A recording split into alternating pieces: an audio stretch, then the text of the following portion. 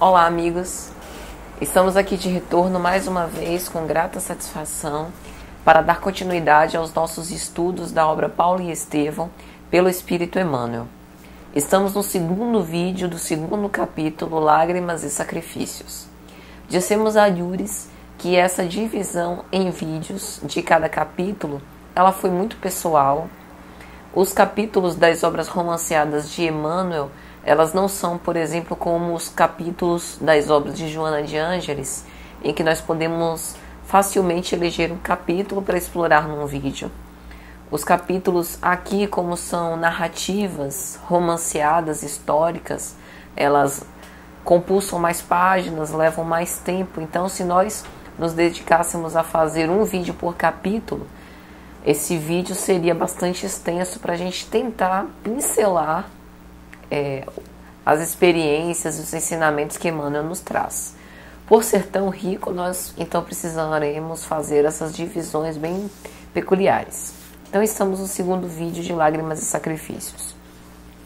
No vídeo anterior, nós narramos as impressões que tivemos com respeito ao romance de Emmanuel, quando Jochebed, Abigail e Gesiel foram recolhidos na prisão. Então agora nós vamos falar um pouco de como ocorreu o martírio deles, né? É o dia seguinte, o dia do suplício, o dia seguinte à prisão deles.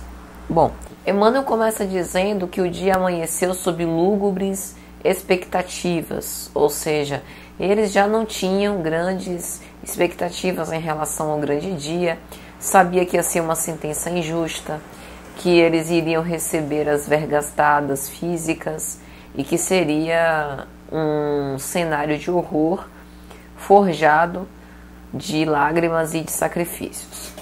Licínio Minúcio, o questor romano, ele era uma pessoa irascível, inclemente, impiedosa, então não poderia se esperar grande coisa daquele momento. Jochebed, Gesiel e Abigail estavam, portanto, muito pálidos, apreensivos com o desdobrar daquela história. Acreditava-se que Abigail não sofreria muito flagício, porque era uma jovem mulher no auge dos seus 18 anos e ela não foi vista cometendo diretamente nenhum crime. Então, provavelmente, ela seria poupada como foi. Mas o velho Jochebed foi pego em flagrante ateando fogo nas terras. Então, quando Licínio Minúcio os chama, começa a pedir a um dos soldados romanos que comecem a prendê-lo ao tronco e vergastar. Começa com 20 bastonadas. E o que Emmanuel nos diz é que não houve interrogatório, não houve depoimento, testemunhas, como seria de se esperar de providências tão odiosas. E chamado rudemente pela voz metálica do legado, o velho judeu aproximou-se vacilante e trêmulo e ainda pediu clemência, em que foi sumariamente negado. Licínio Minúcio então disse que como o velho não tinha propriedades para poder, de alguma sorte, suprir, repor todo o prejuízo causado pelo incêndio nas terras, então ele iria receber o flagício até à vontade do próprio questor. E em meio àquele flagício do pai, Gesiel fica consternado e no ímpeto de coragem diz: Questor ilustríssimo, perdoai a minha covardia de haver calado até agora. Asseguro-vos, porém, que meu pai está sendo acusado injustamente. Fui eu quem incendiou os terrenos da vossa propriedade, perturbado pela sentença de confisco exarada contra nós.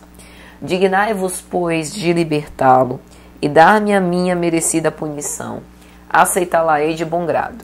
Então, nesse momento, Gesiel apresenta-se no lugar do pai como culpado, sem ter culpa alguma.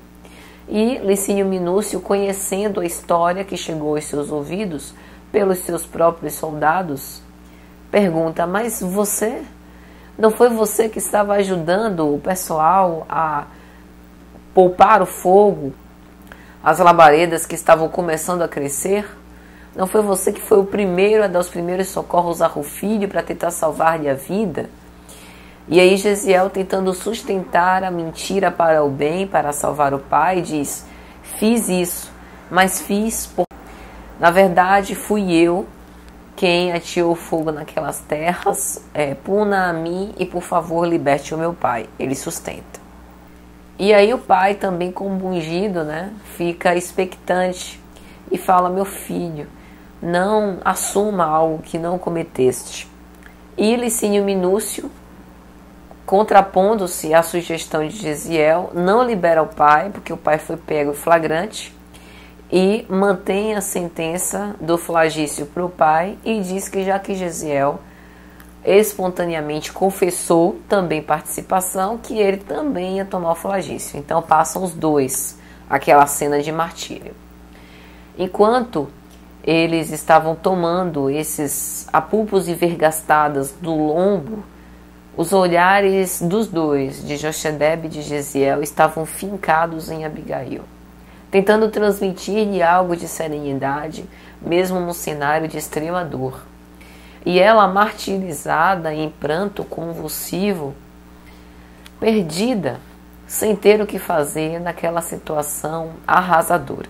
Quando de repente um soldado chega e anuncia ao legado: Senhor, informo que o servo Rufílio acaba de falecer, um dos servos mais prestimosos de Licínio Minúcio que houvera sido vítima das chamas. E aí nesse momento Licínio Minúcio se encoleriza e pede para que a sentença do flagício seja mais acendrada e que em seguida o velho Jochedebe deve ser levado às galeras romanas. Nesse momento todos ficam extremamente consternados, porque sabiam o resultado de alguém que vai para as galeras romanas. Nas galeras romanas, ou a pessoa saía como cativo e escravo, ia morrer escravo até o fim, submetido a duras penas, a duros sacrifícios, ou então ia morrer num circo com feras, esfaimadas, lhe dilacerando os corpos.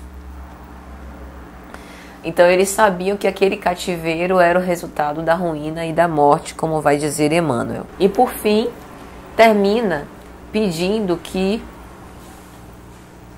Jochedebe seja golpeado até que se torne incapaz de levantar de novo as mãos para poder atear fogo em alguma terra ou fazer algo contra os interesses romanos. Ou seja, torna ele, que já era um ancião depauperado, um completo inválido. Então, amigos, este é o nosso segundo vídeo desse capítulo. Aguardamos você no próximo, se Deus quiser.